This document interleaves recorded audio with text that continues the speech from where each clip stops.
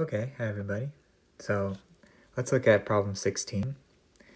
What is the limit? The answer is 1. Prove that this is correct.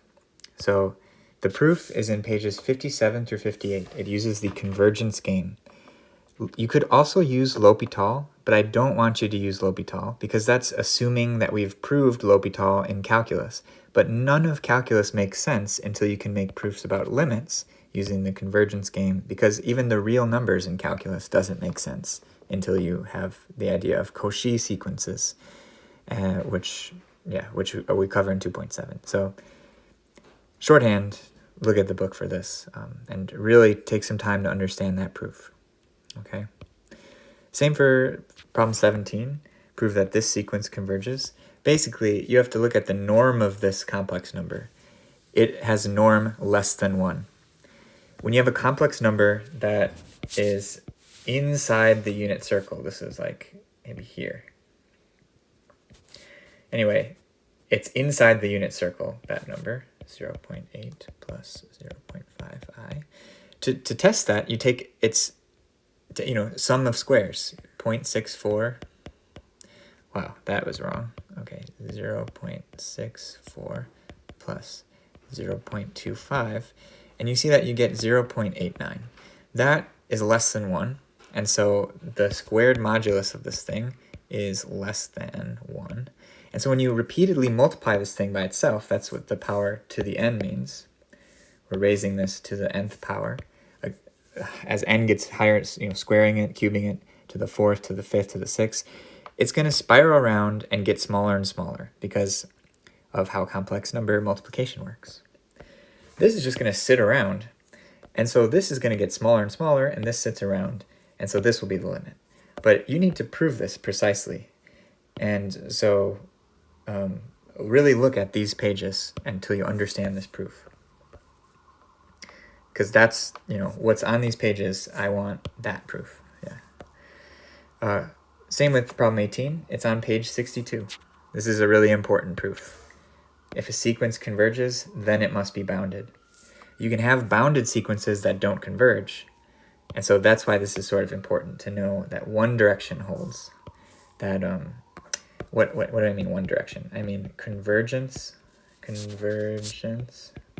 implies bounded. That holds, and I want you to prove that. That's what this problem is about. But the other way does not hold.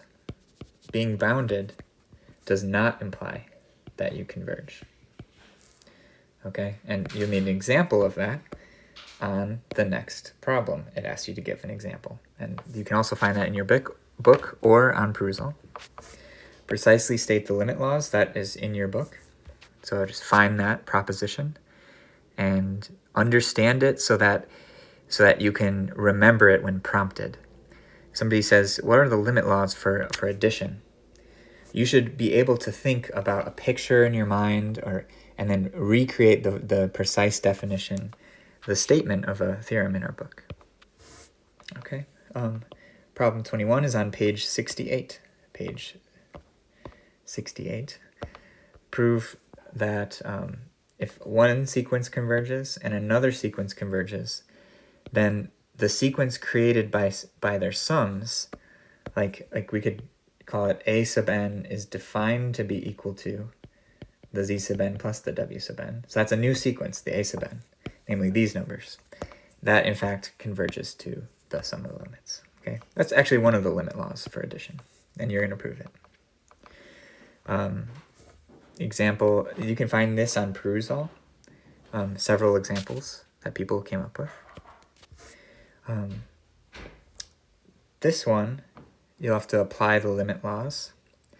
And if it's not in your book, it's on Perusall. So I want you to try to think about how to do that one yourself. And you'll only be able to do this one once you really understand these previous problems. You have to really go in order. And then the next problem will not be too bad if you've really understood the previous ones. Okay? Problem 24, I have deleted it. I thought about it and I thought, you don't really need to do this one so far right now. Okay? It is an interesting problem though. But okay, problem 25. Prove that something holds if and only if this and this hold.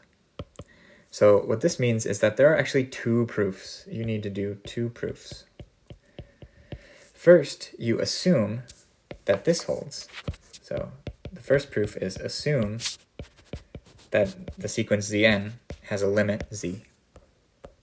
And then you need to prove two things. You need to prove that the real parts form a sequence that converges to this number, and you need to prove that the imaginary parts form a sequence that converges to that number.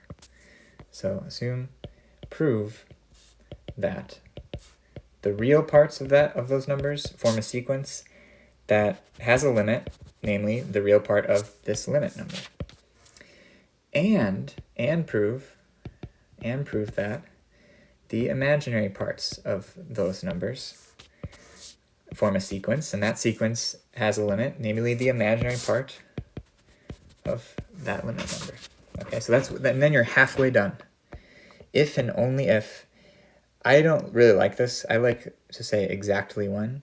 But however you say it, there's two proofs. Now, the other proof, so once you've done with this proof and you've finished it, then you have to assume that the real parts of the Zn do converge to some number, the real part of Z.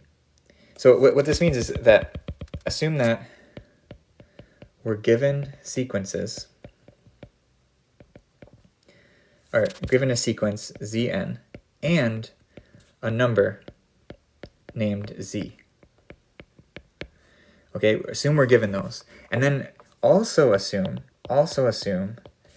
that if we take real parts, we get a sequence which converges to the real part of that number. And assume that if we take imaginary parts, we get a sequence which converges to the imaginary part of that number that we're given.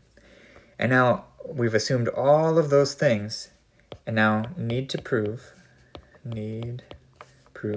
that sequence we are given, because we were given it, we assume we're given the sequence, but now we need to show that it actually converges, and it converges to the number that we were given.